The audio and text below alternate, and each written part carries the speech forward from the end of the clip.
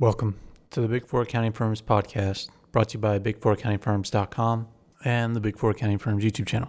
Before we get started, just wanted to remind everybody to support us if you have a chance or if you can. Even $1 helps, and we have a link in the description to a website called Buy Me a Coffee. It's just a way to donate to us and support us. Again, any amount is helpful so that we can keep putting out content. And there's also other ways for you to support us in the show notes to this podcast or on YouTube in the description. In today's podcast, we're going to be discussing a few news items out of the Big Four accounting firms. First up, let's talk about Deloitte. There's a press release that Deloitte came out with, and it was provided to PR Newswire by Deloitte Consulting. And what happens here is Deloitte announced it is teaming with UiPath to develop intelligent automation solutions around the Oracle Cloud ERP platform to power digital transformation for the next generation workforce. So what this means is that Oracle has this cloud-based platform software for their clients, and Deloitte's going to partner with UiPath, and together they will enhance enterprise modernization efforts by optimizing processes around Oracle Cloud ERP to increase organizational efficiency, accuracy, productivity, and standardization. Someone at Deloitte had the following to say: "We believe the ERP transformation journey and the exploration of intelligent automation solutions should be complementary of one another, not siloed. With the development of these new solutions, we can bring these two critical pieces of modernization together as a core strategy to drive value for our clients that use Oracle and UiPath." Basically, what she means here is that they're going to sell these solutions together. I really doubt there's too many organizations that are invested in Oracle and UiPath. There's probably one, and then they're going to sell the other. This is just sort of sales language here. I can see how this will be useful, and I'll speak about that in a little bit. And the press release goes on to say, according to a recent IDG study, enterprise organizations indicated improving scalability, agility, freeing up IT staff, and lowering operating costs were their top 3 goals for ERP modernization.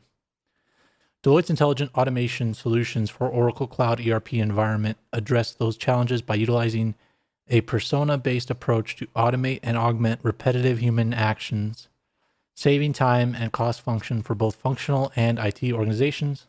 And someone from Oracle, or someone that has experience in Oracle at Deloitte, had the following to say: "Leading organizations are not simply looking to migrate to a cloud platform.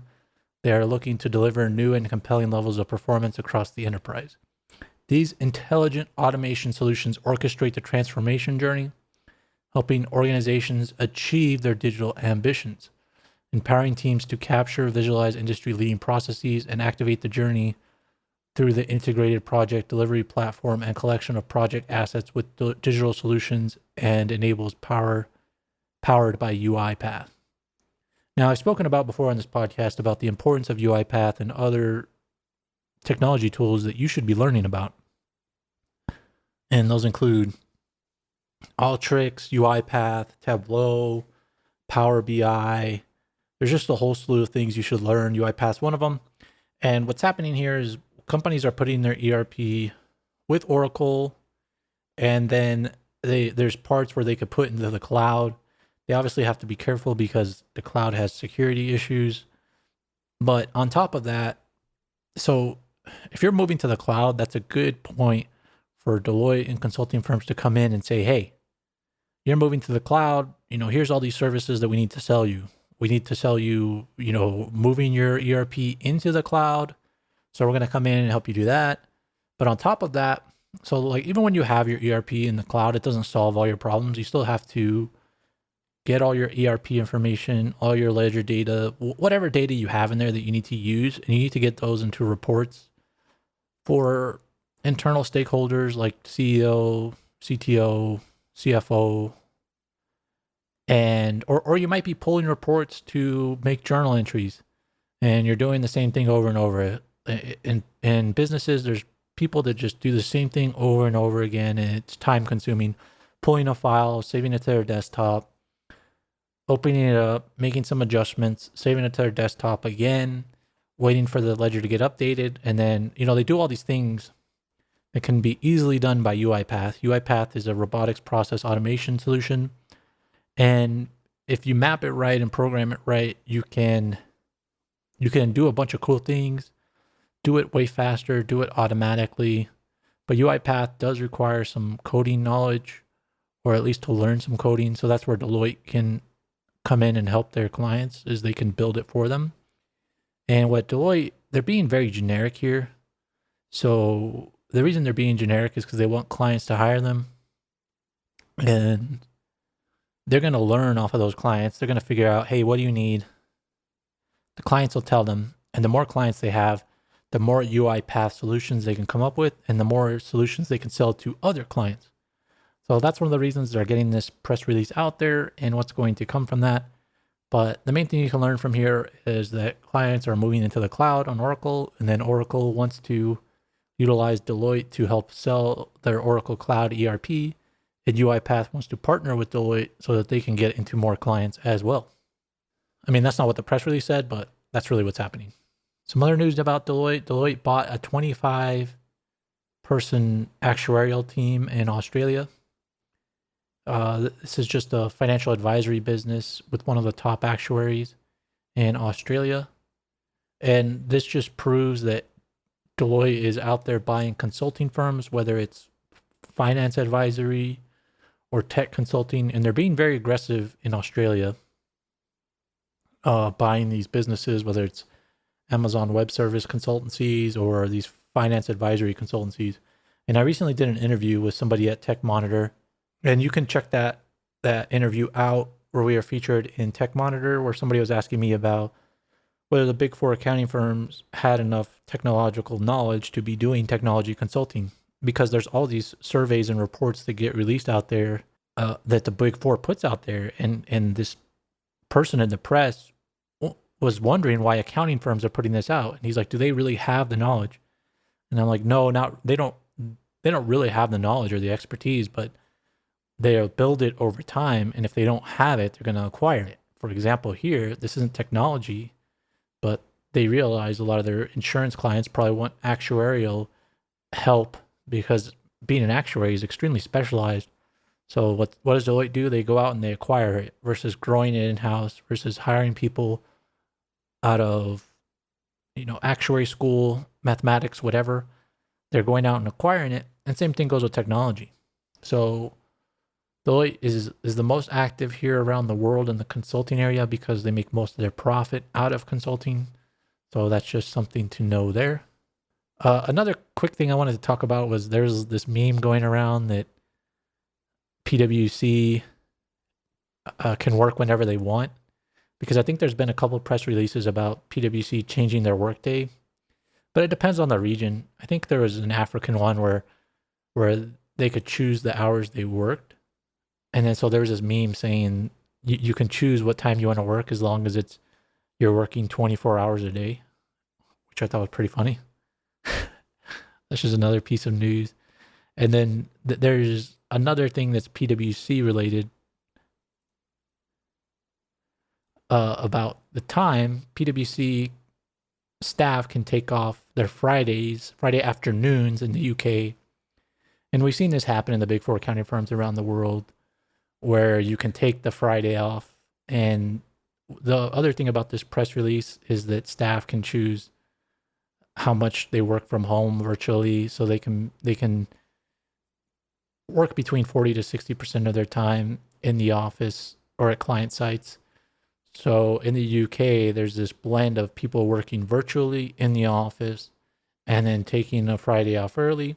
But we know what all of this means. This just means you have to keep on working until you get your work done.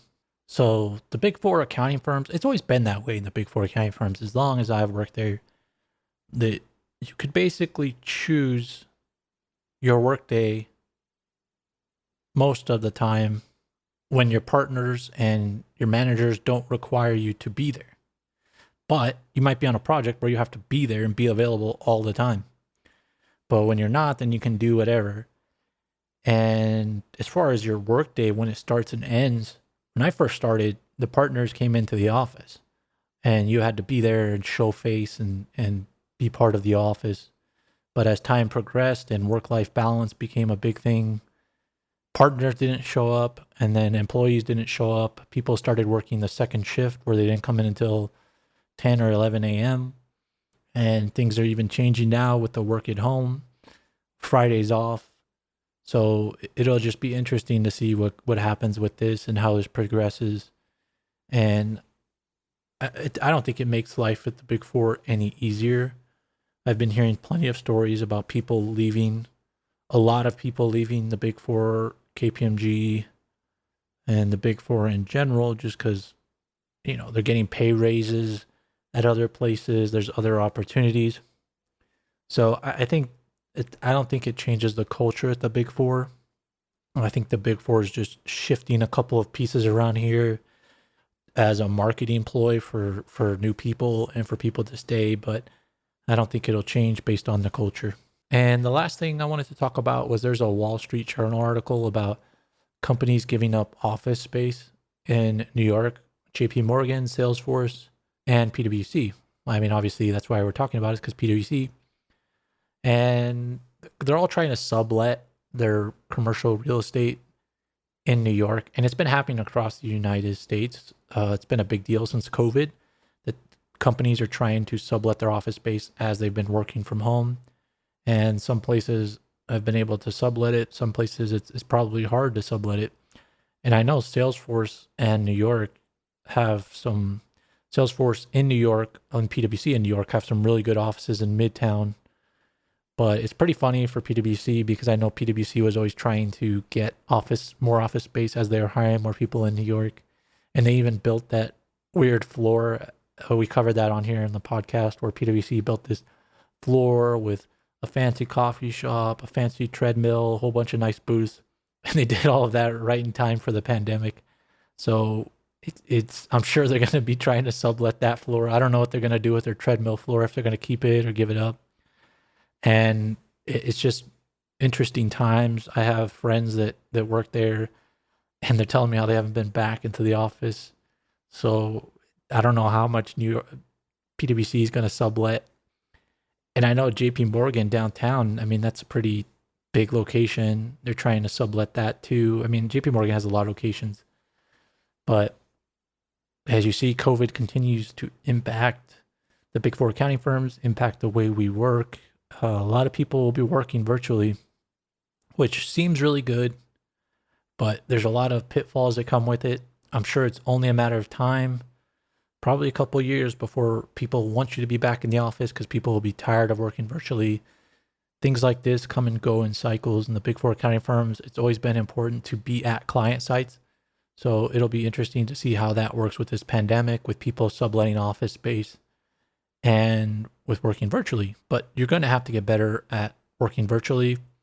And if you need tips around that, we have plenty of videos on YouTube and on this podcast where we've talked about the skills that you'll need and possibly some of the interview questions you'll be asked as related to that. So just make sure to check those out. That's the podcast for today. Make sure to subscribe to this podcast to get future updates.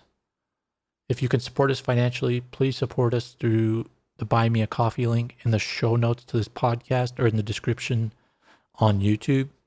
And if you can't do that, make sure to subscribe to our YouTube channel, Big Four Accounting Firms, and like this video on our YouTube channel. Thanks for listening.